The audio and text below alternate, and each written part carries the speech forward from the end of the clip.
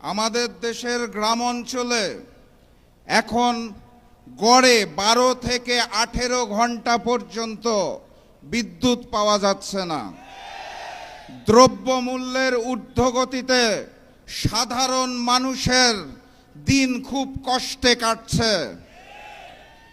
তেলের জন্য যেই লাইন প্রতিদিন দেখতে পাই, মানুষ অত্যন্ত কষ্টে জীবনযাপন করছেন।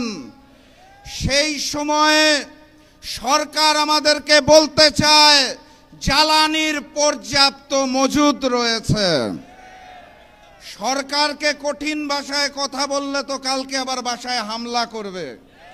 তাহলে সম্মানের সাথে, বিনয়ের সাথে বলতে হবে, মাননীয় প্রধানমন্ত্রী, মাননীয় স্বরাষ্ট্রমন্ত্রী, মাননীয় জ্বালানি মন্ত্রী, এতই যদি মজুদ থাকে তাহলে এত বড় লাইন কেন? এই মজুদ কোথায় রেখেছেন? নতুন হাওয়া ভবন কোথায় সৃষ্টি করেছেন? সম্মানের সাথে বলা হয়েছে তো নাকি? আলহামদুলিল্লাহ।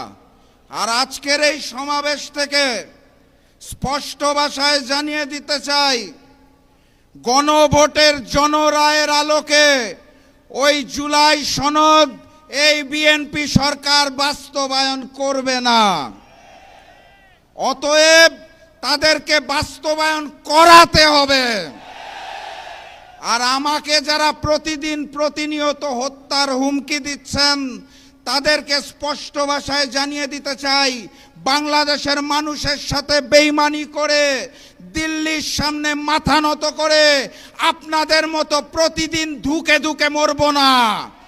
আল্লাহ নির্ধারিত সময়ে মৃত্যুবরণ করব, তার আগে পর্যন্ত ইনসাফের জন্য লড়ব ইনশাআল্লাহ। সবাই লড়াইয়ে প্রস্তুত আছেন? আগামীর লড়াইয়ের প্রস্তুতি আছে? ইনকিলাব, ইনকিলাব, ইনকিলাব, ইনকিলাব। দেখা হবে বিজয়ে। বিজয়ের পথে যাত্রা শুরু, জীবন অথবা মৃত্যু। আসসালামু আলাইকুম।